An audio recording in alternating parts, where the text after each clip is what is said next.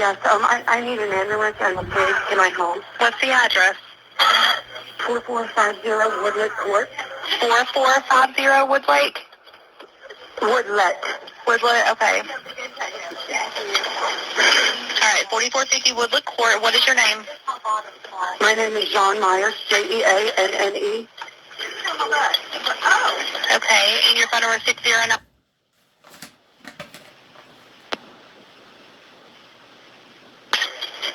Yes. Okay, what's going on? We had people over last night. We were drinking. Most of us went to bed. One of them stayed on the balcony. She was drinking, and we just went outside, and she's laying face down in the backyard. It looks like, I'm guessing maybe she fell off the balcony, but she's stiff. Okay, is she breathing? I don't know if she's face down. Okay, how old is she? 41. Here, hold on. Hey, this is Jose Barrera. Hey, have y'all checked to see if she's breathing? She's not moving one bit. She's not breathing. I just try to assess her, touch her. She's completely face down in the yard. She is stiff. Okay. Do you know if she, do you see any blood or anything where she... Are you there? I am. Okay. I'm sorry, I was outside. It's okay. I'm not sure what happened to Alana there for a second. Do you see any blood or anything to where, from where she fell? I don't know if I should move her over. I mean, she's completely face down. Okay. I mean, can you just check and see if she's breathing? If she's not breathing and you know she's gone, then just leave her where she's at. If she... Okay. 1 minute.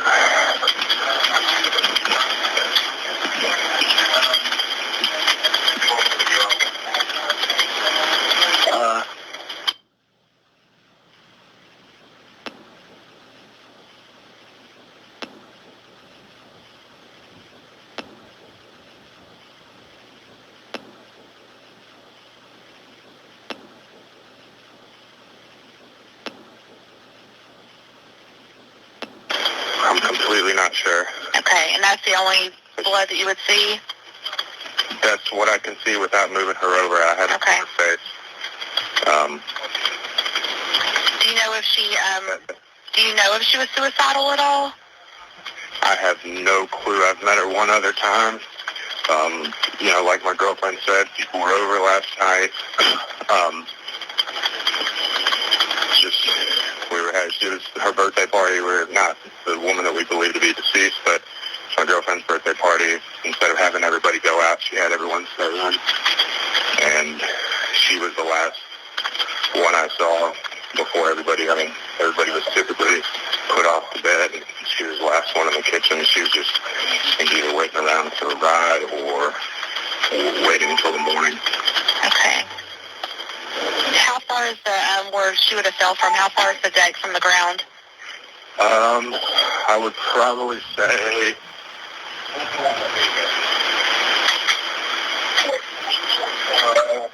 maybe 20 feet. Okay. You know, 20 feet from where your feet would be on the railing. The railing itself is maybe 3.5, 4 feet. Okay. And what is her name? I know her name, we call her Tam. I'm assuming that's short for Tammy or Tamra. Was she there with anyone else?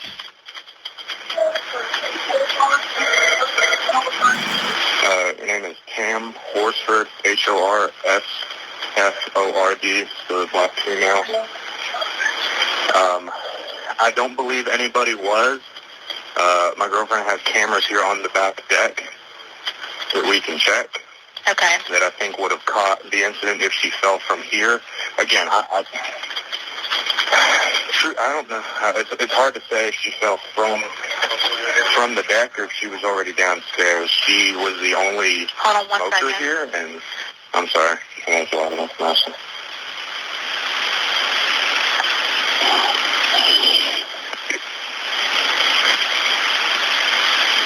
Okay, I'm so sorry about that. So you think she's possibly out there smoking? Yeah, she was the only smoker. I mean, I'm on the back deck right now, and cigarettes, lighter, that type of thing are out here. I'm just trying to see where on her wrist mine came from. Okay. All right.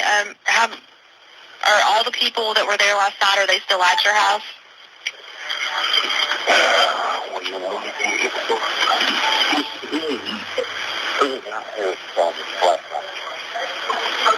Okay. Okay, there are 4 people that were here last night that are no longer here. Okay. And they just left this morning, or they leave last night? Do you know roughly what time each of them left? Like, they completely don't know how to fit it.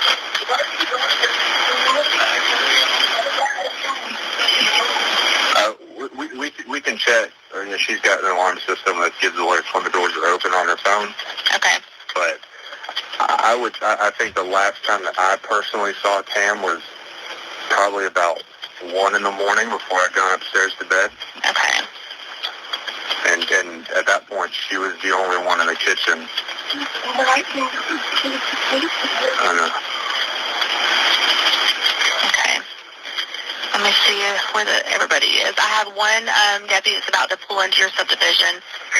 So I'll stay on the phone with you just for a minute. Is this going to be around back? Is that the way he needs to go? Right. So when he pulls up to the residence, there will be one car in the street, 4 in the driveway.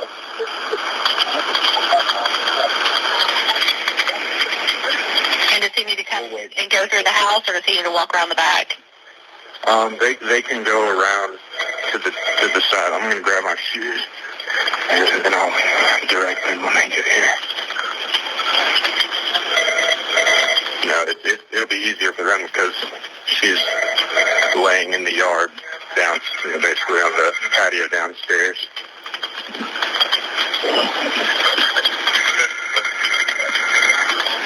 Okay. I have one that should be pulling up. You see him outside? Yeah. Okay. All right, I'll let you go then. All right, thank you. All right, you're welcome. Bye. Often called Supermom by those who knew her, Tamla Horshford was the mother who was always present at her kids' games, cheering them on with signs and a megaphone, as she was a devoted mom and a loving wife. She continues to be missed by all who knew her. On November 3rd, 2018, Tamla was invited to a grown-up sleepover by her friend, John Myers, whose son was on the same football team as Tamala's. It was John's 45th birthday, and she wanted to have a group of mom friends over for a pajama party and to watch the LSU versus Alabama football game. In addition to the 8 women at the party, 2 men, John's boyfriend, Jose Barrera, and Tom Smith, one of the other woman's husbands, were also in attendance.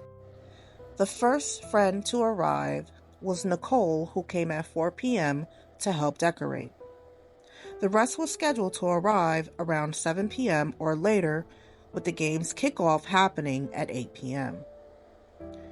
Tam arrived close to 8:30 as she was home prepping a meal for her family to have while she was gone. According to witness statements, all of the women brought different alcohol for the birthday girl. When Tamla arrived at 8:30, she had brought tequila from Mexico. Jean declined because she didn't like tequila, and one guest recalls Tam encouraging the other woman to try it because it was the good stuff, but they all declined, preferring to drink other alcohol instead. Around 1 a.m., most of the party was slowing down, and people began getting rides to go back to their own homes or settling in for bed at John's house. Though Tam had made plans to stay in one of John's kids' rooms, she wasn't quite ready to settle down. She had so many responsibilities as a mother of 5 active boys, and she wanted to enjoy her night out. Another partygoer left at 1:47 a.m., according to the security system on the front door. A few minutes after that, there is a record of the back door being opened at 1:49 a.m. This is the door Tamla had been using to access the balcony to smoke throughout the evening. At 1:50 a.m., it was closed. Then at 1:57 a.m., it opens again with no record of it being closed again. John's aunt, who was sleeping on the basement level, woke up around 8:30 a.m. According to her statement, she was about to make herself a pot of coffee when she saw Tamla outside. The aunt said she kneeled down to pray and looked outside and saw the Dalmatian pajama onesie Tamla was wearing again and knew it wasn't a dream. She didn't open up the door or yell out. Instead, she went upstairs to get her niece. Jose and Jean got dressed, went downstairs, and called 911 just before 9 a.m. According to both John and Jose's statements, they discovered Tamla's body with her arms by her side. But based on police reports, Tamla's right arm was to the side. However, John described finding the body at the first moment, saying, quote, "Both of her arms were down by her side, and that's why I know it's those other 2 women that are saying it, because they said they spoke to the detectives and her arms were up in a position to brace itself. It was not because that image is burned in my head, because the best way I can phrase it, it almost looked like she face planted down, because I'm like, I'd never imagined someone landing with like her toes almost pointed, and her hands perfectly by her side.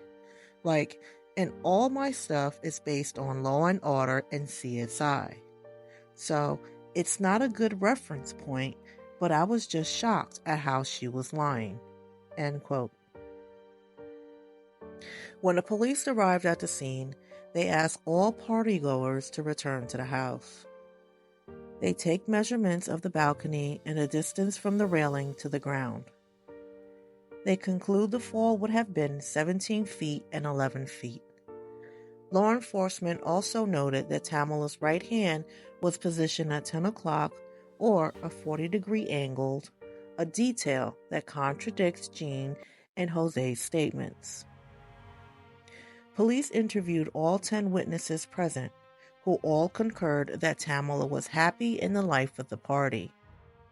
There were no conflicts, fights, or arguments amongst the women, and that everyone was in good spirits. Jose noted there were no sad or angry drunks, and when police asked John if everyone was happy, she replied, "No, LSU lost." Forsh County Sheriff sent Tamla's body to the Georgia Bureau of Investigation for an autopsy. The report confirmed the likely scenario and theory that she fell from the balcony. The autopsy report also shows that Tamla had severe injuries of the head, neck, and torso, making note of superficial abrasions on her forehead, above her left eye, the bridge of her nose, her right temple, and chin. She had a fractured vertebrae, her right wrist was dislocated, and a laceration was present on her heart. Her toxicology report showed a blood alcohol level of 0.24, 3 times over the legal limit. Traces of THC and Xanax in her system. Tam's family believe there is more to the story, and is working to have the case re-examined. Tamla's loved ones continue to seek answers about what happened that night. The GBI has closed its investigation, ruling that it was an accidental death. Her friends and family had started a petition to urge the FBI to investigate. Welcome back to Covered True Crime. Thank you for listening to Tamla Horshford's story. Now, this case, amongst quite a few other cases that I covered, has been heartbreaking and unsettling to say the least. When this heartbreaking story came out first in 2018, it didn't attract much media coverage. I don't believe outside of its local area in Forest County, Georgia. And it later got more media coverage, in particular once 50 Cent's rapper and music mogul 50 Cent and T.I. decided to take to their Twitter accounts and socials to bring awareness to this case and the effects that it's caused on their family, their Tamla's loved ones, and just the general public. Because as more information came out about the case, it left more questions, and I guess a lot of people couldn't ignore the elephant in the room, which was it had a lot of such of a racial divide or questions when it comes to just race, as Tamla was African American. And many do not understand or are not familiar with the racial history when it comes to Forest County, Georgia, which we will be getting into in this episode. And you can get a better understanding on why it brought so much outrage. And till this day, this case of Tamla Horshford has, it's still, they actually labeled the case closed. It has been closed. It was investigated twice. So through the Forest County Sheriff Office, and they ruled Tamla Horshford's case as accidental, stated that it was an accidental death, that she fell down from the balcony. Then, because of the outrage and the family requesting to open and to re-examine the case and into investigating the case again, that is when the GBI, the Georgia Bureau of Investigation, did reopen the case with, unfortunately, no new news. They ruled the same thing, and they closed it with it remaining that Tamla Horshford passed away, unfortunately, to an accidental death.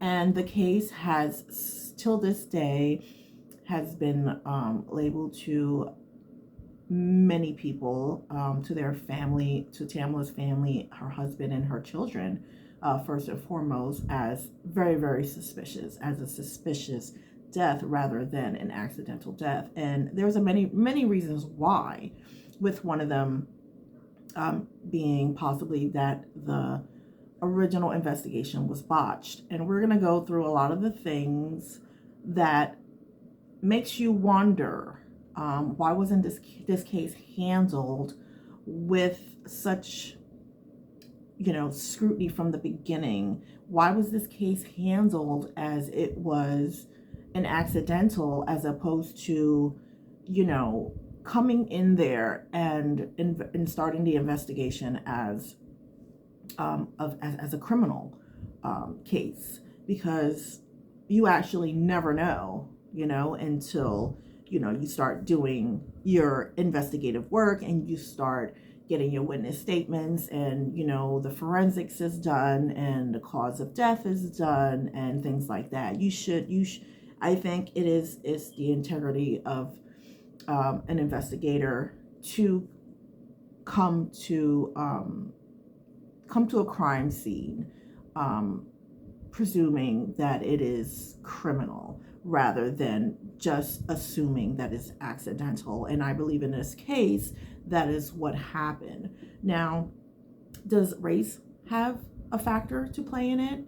In my opinion, I believe it does. And I'm going to give you a lot of my opinions and facts into why that race very much do so has something to do with how this case was handled and why it is still remained a suspicious unaliving to this day, and I would like to hear your comments below on what do you take, or if you have anything that you think anyone has missed when it comes to this case. So let's get started.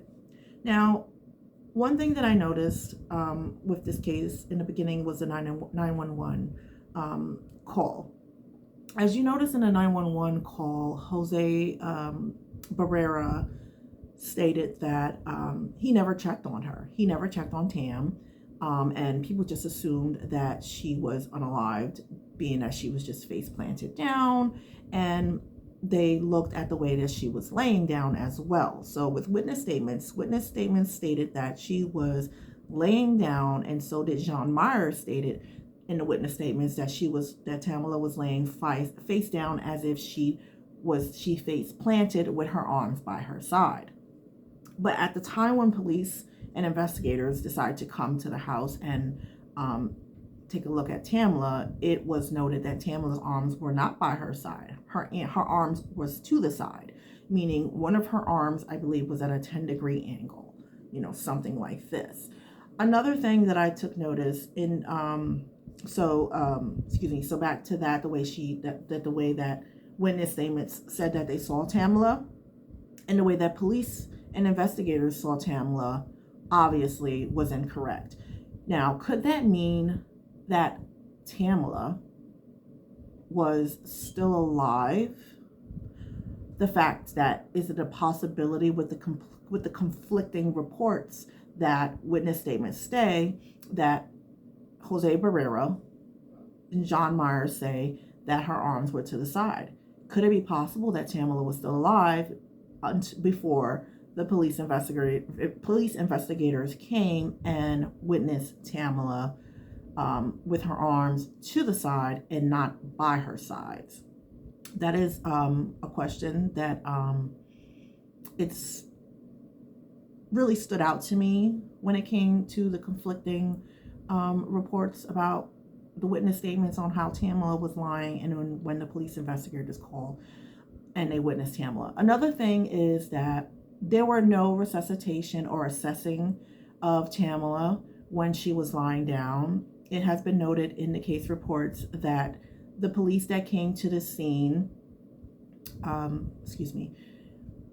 decided after the ambulance was called to cancel the ambulance from coming. And that in itself is screaming, like, why would you do that? Because in the 911 call, Jose is saying, no, I did not check on how Tamla looks because, from his quote unquote experience, that he knows what a deceased body will look like, and that he was saying that she was stiff. And then when the 911 dispatcher asked him, can you please go and check to see if she is breathing, he said, okay, I'm going to check, which Tamla was down the steps, around the back, outside in the grass. But when he comes back, okay, and the dispatch says, okay, well, deputies should be there. Where do you want them to come? From the front or the side? He said, yes, that's fine. Let me go get my shoes. Okay, if you went outside to assess Tamla and to see if she was breathing, wouldn't you have had your shoes on at that time? Right. So why is it that now that the deputies have arrived, you have to go get your shoes? So starting from the 911 call, there was a lot of red flags.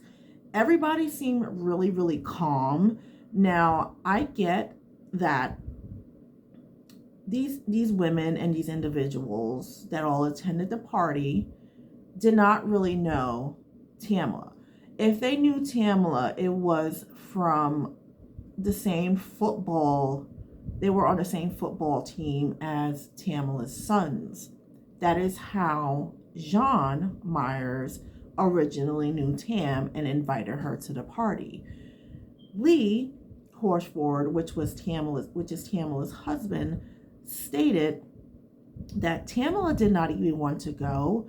She did not want to seem like she didn't dislike these women, so that's why she decided to go and to try to have a good time.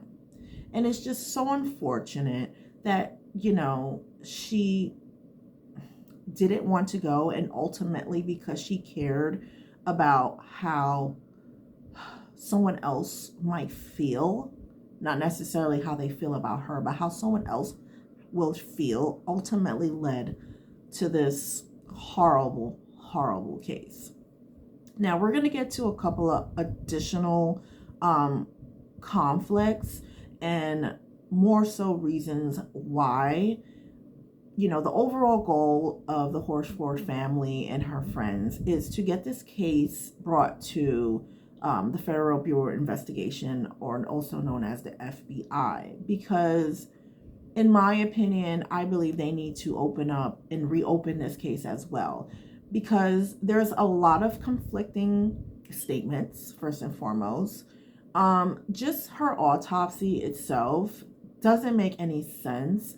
There's actually, from what I've studied, this is just from my opinion and from my research, there's people that survived higher falls from just a 17-foot balcony. And the amount of substantial broken bones and lacerations and bruises that she had to the forehead, to the side of the face, to the nose, it just doesn't make sense with a fall. The family also retained an attorney, and even this attorney is stating that in his letter to the Horshford family, or to Lee Horshford, Tamla's husband, that this case into Tamla, his wife, pretty much looks like it's a case of homicide. And it doesn't take rocket science to look at all the key facts, look at all the conflicting reports and her autopsy, and say that something is obviously wrong here. So another thing that came up with her autopsy is the fact that she had a laceration on her wrist that you can see in the video that was over here. And if you notice, it was kind of blurred out in the 911 tape because of YouTube's guidelines and their monetization, and you have to be very, really careful what you say. They don't like you bringing up or speaking on the terms of one's unaliving itself.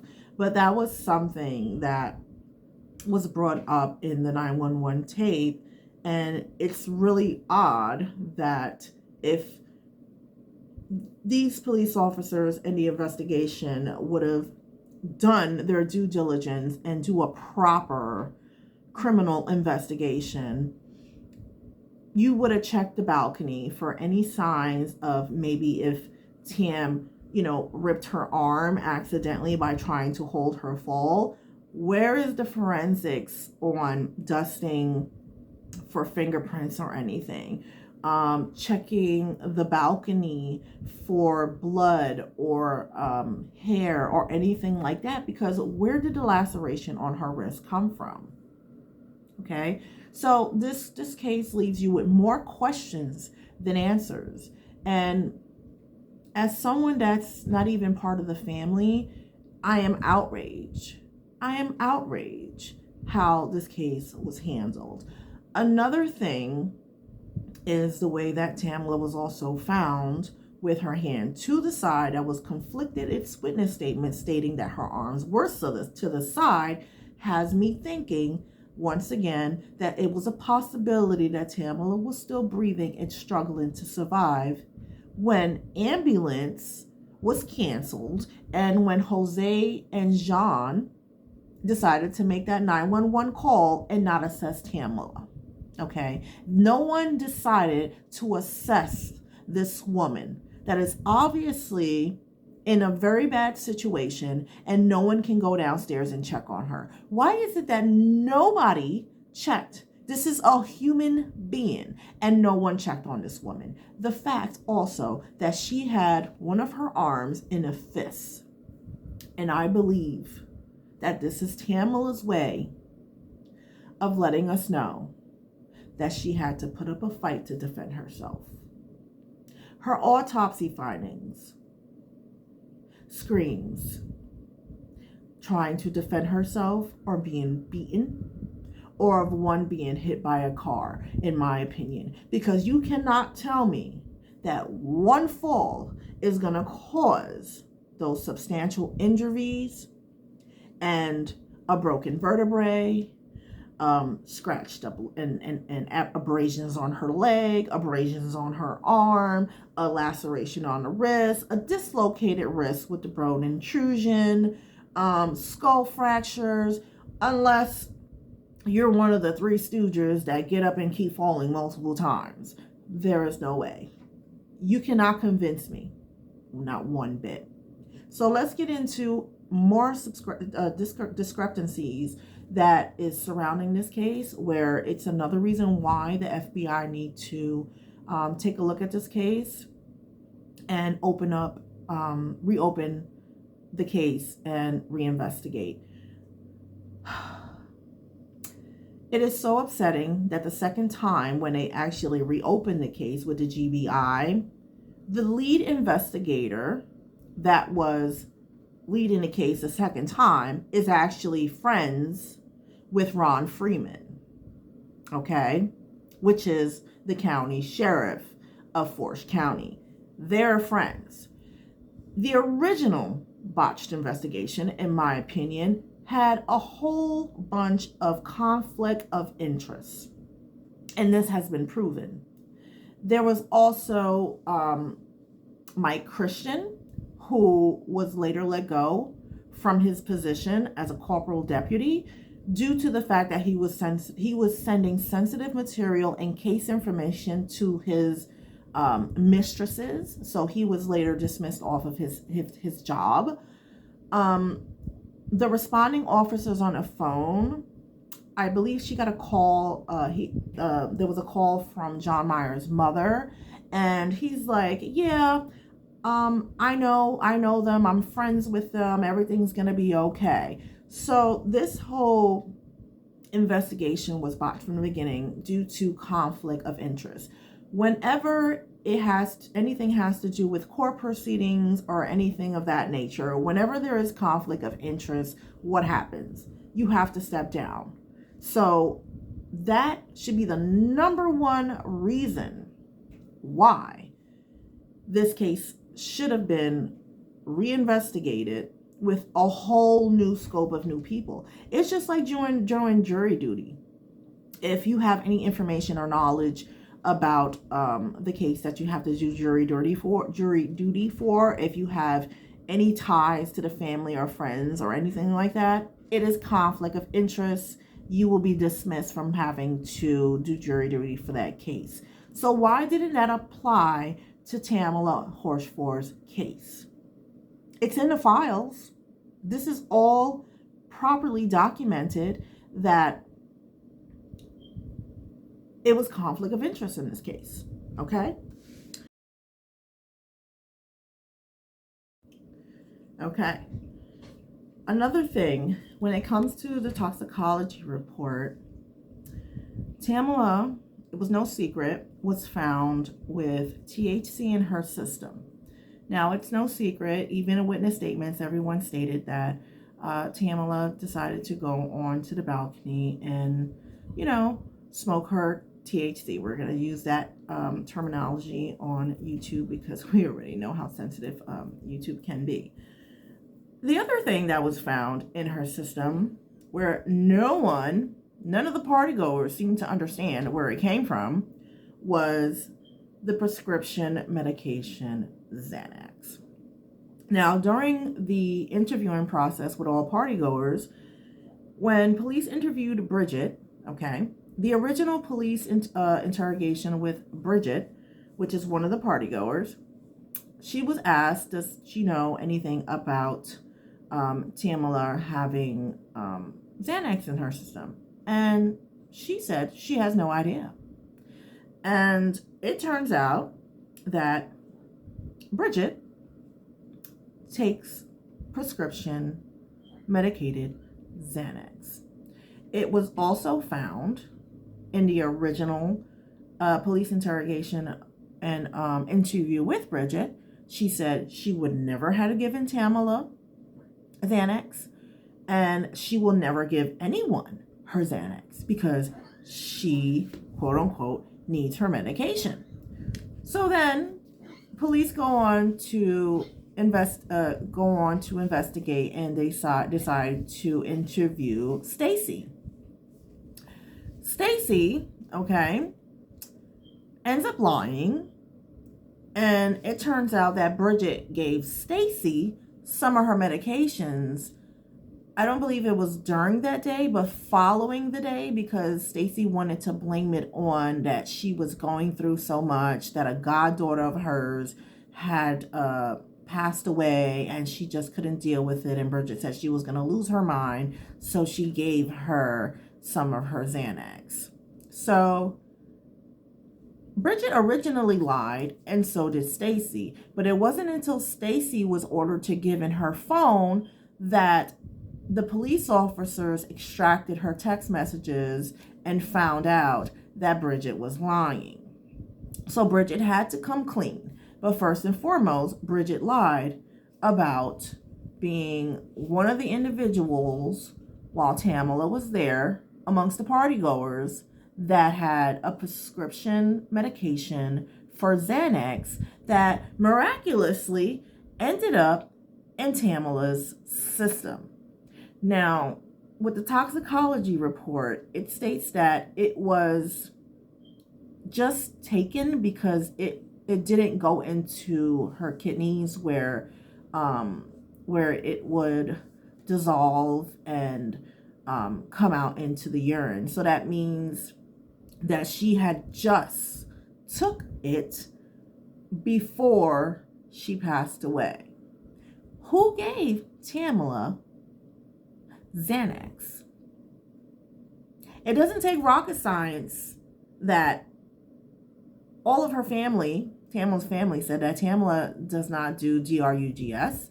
All she has, and all she does is a little bit of THC, which that is nothing serious. And now all of a sudden, we have her with a prescription Xanax in her body. And nobody knows where she got it from.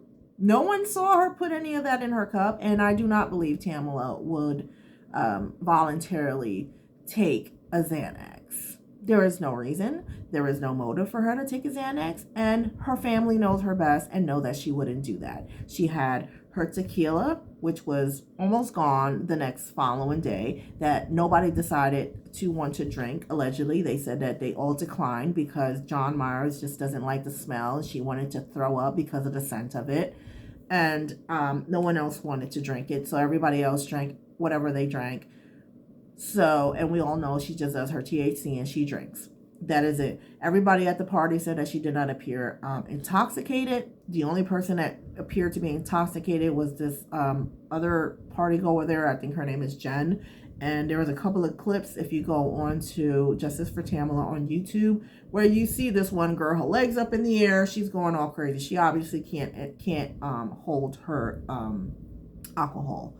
So yeah, where did the Xanax come from? Oh, but the case is being handled as accidental, and this isn't ringing any false alarms or any false bells. So we already have that there's conflict of interest. We already have that the coincidence that this is a time when we're hitting fall and winter where the time falls back.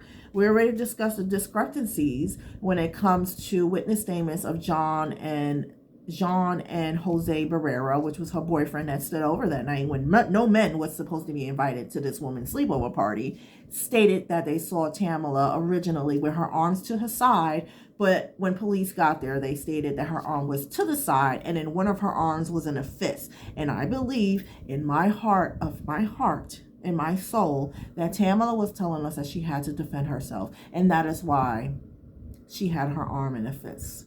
She was trying to speak to us, in my opinion. Okay, in my opinion. And no one decided to be a human being and assess Tamla. So I think it is possible when Jean and these witness statements said that they found her arms to the side like she's supposedly face planted down with all of these injuries that she had that does not coincide with a fall, in my opinion. I believe she was still alive. But we will never know. You know why?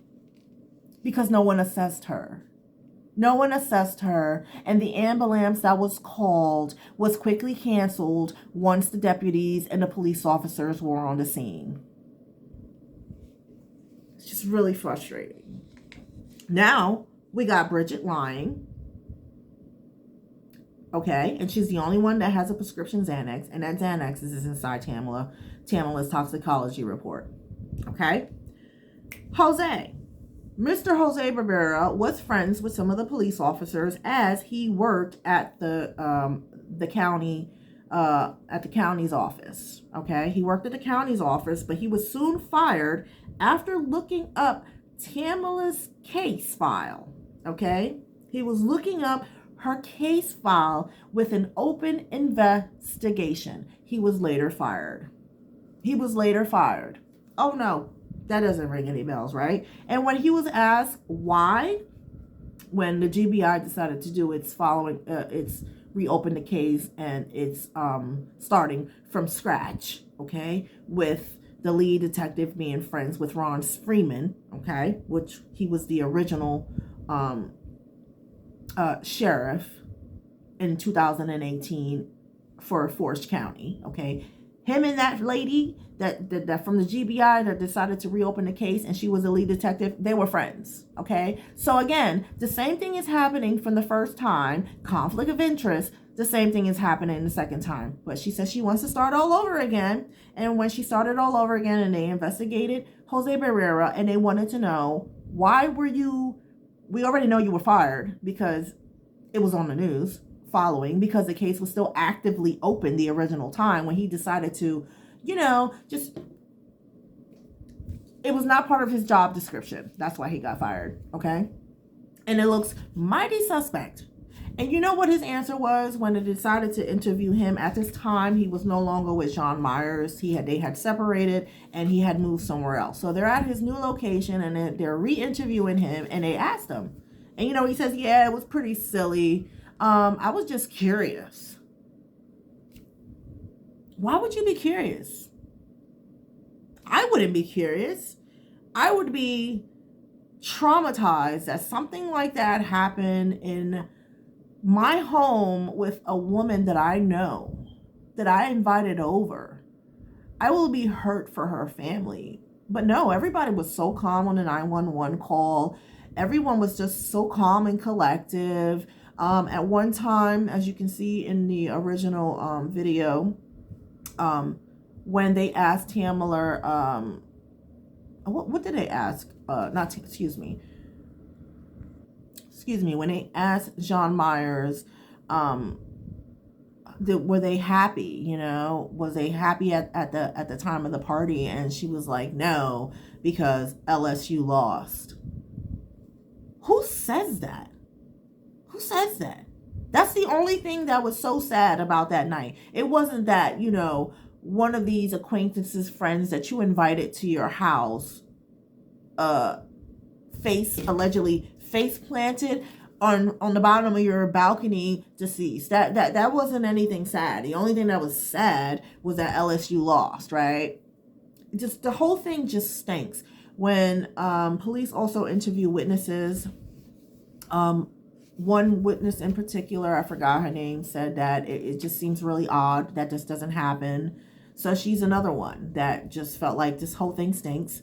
It's really fishy and it just doesn't seem right. So yeah, Jose was fired for looking into the case file while it was still an active investigation with the Tamla Horshford case. And he was just curious. Okay, yeah, he was just curious. So now that we just discussed, in my opinion, this botch case where it's screaming suspicious, okay? It's screaming conflict of interest, where when it comes to any type of court setting or any legal proceedings, conflict of interest is the number one reason why people are dropped either from cases or why you have to get new attorneys or things like that. Conflict of interest is very, very detrimental when it comes to legal proceedings, and it should be very, very detrimental when it's coming to homicide or any type of criminal investigation. Okay. Another thing was John Myers. As you can see, that they had some type of record of the times of the doors that were being open and being closed in the garage door. John Myers also stated that she has security cameras. This is something that Jose said on a 911 recording. Oh, if she did fall dead, we should have recorded it because we have video cameras. But on the day came when the investigators and the police officers came to collect the record data from the recordings, and guess what? They had no batteries. What are the odds of that? What are the odds that there were no batteries? No batteries. So we don't know what happened back there. We don't know. We will never know what happened back there. One thing I do know, somebody knows something. Somebody knows something. And until they are being pressured and someone puts a foot on their neck, okay? When, even with the second investigation, they were talking to each other like they were friends. They didn't come down to the office, to the police department or nothing. These conversations and these interviews was done in their home. And I want you to listen to one of these interviews when, I believe is the second investigation, or the first time they went to interview Madeline Lombardi at John Myers' home. Madeline Lombardi was the first witness to find Tamla outside, where she said she knelt down to pray because she couldn't believe she was outside and she just saw her pajamas, her Dalmatian pajamas.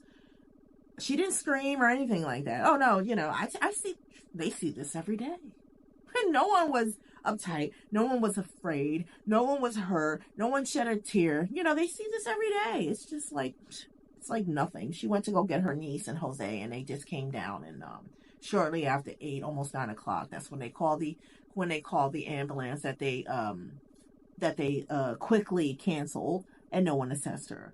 But on this recording, when they were being interviewed in John Myers' house, we don't have to go down to the police station, because we already know this is accidental. There's no need. Okay. You can hear John Myers bribing the cops with Dunkin' Donuts gift cards. Oh, well, maybe it doesn't. Yeah. And here's Madeline Lombardi. Oh, and I can make some cookies.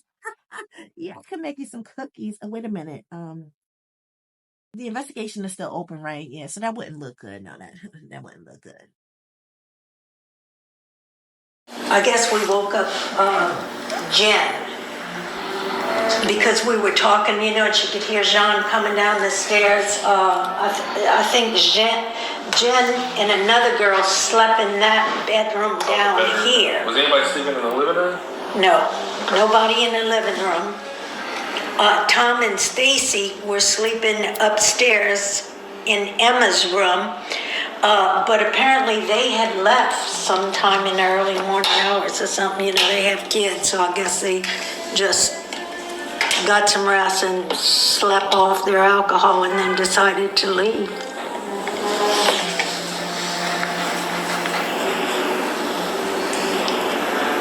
But Jen was the only other person that was here, and then she asked what's going on. I'm gonna start charging y'all rent. Get out of my head. Look, and I just went and got y'all gift cards. Oh, were they gonna bring them on? I told them I just made them cookies. But then I was told I shouldn't because then it could look bad if I give you something before the case is closed. Oh, you better wait. So, and it's very stereotypical because I figure all cups look like donuts, right? You may have something. Do you need me, or can I go upstairs and get ready for this funeral? Go do your thing. Okay, perfect.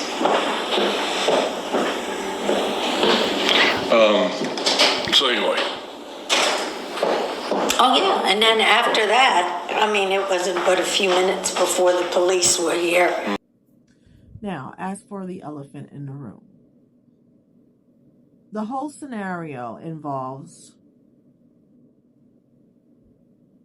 without prejudice, we're just going to discuss what the elephant in the room is.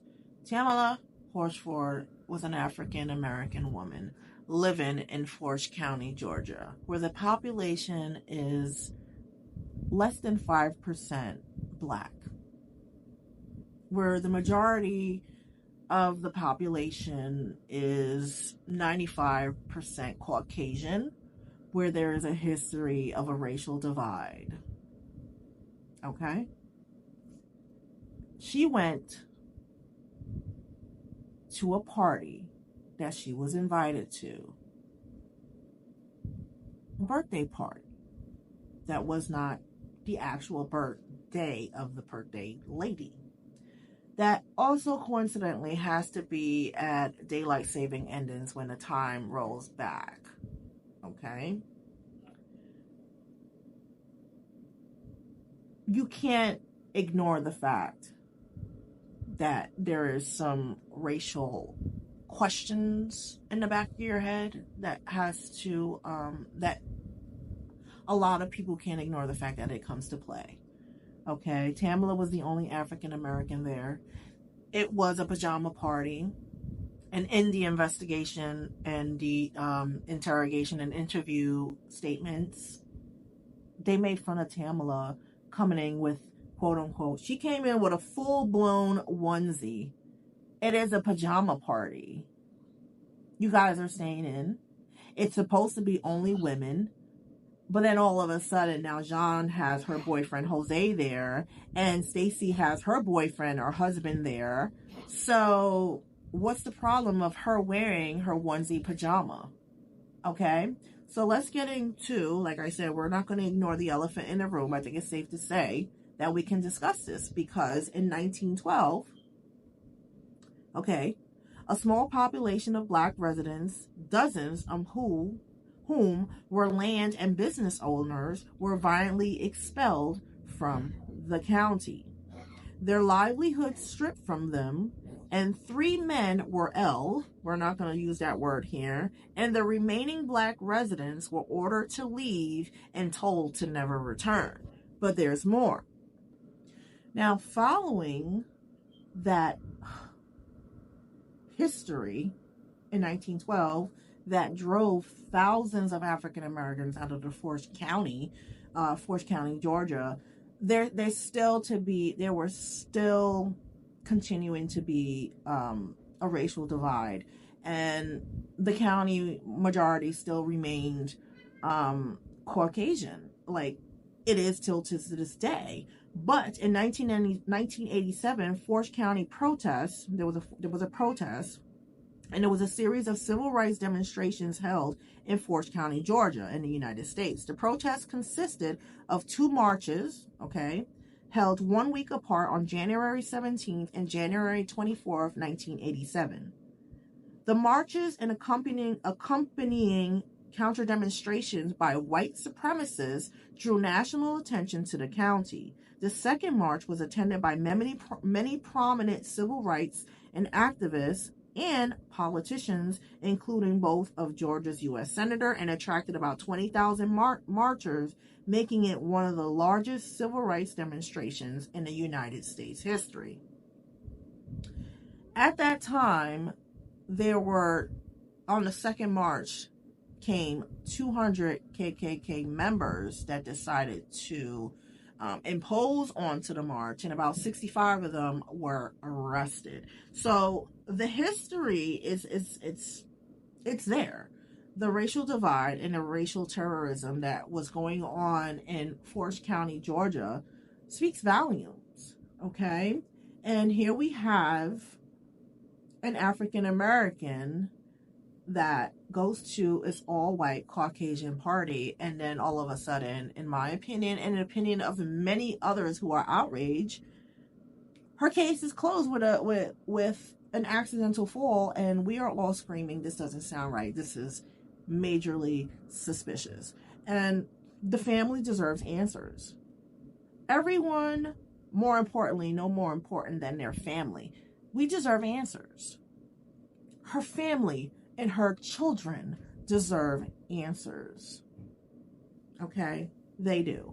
And this is still, it's maybe not as in your face as it is anymore, but who is it to say that these individuals that attended the party are the grandfathers, the grandchildren of these KKK members? Okay? There are so many theories and there are so many questions, and the family just wants answers that make sense. And everything in this case does not make sense at all. As always, I always leave them the number to the GBI and to the FBI and everything. If you would like to, if you know any information about this case, or if you would like to submit an anonymous tip, you can always call the numbers below. And let's get the FBI to hear our voices, so we speak for Tamla, and we speak for her children, and we speak for her loved ones, and with them, that they reopen this case and take a real serious look. Once again, I am your host, Nati. Thank you for watching Covered True Crime, and I look forward to seeing you and covering an all-new case. Bye for now.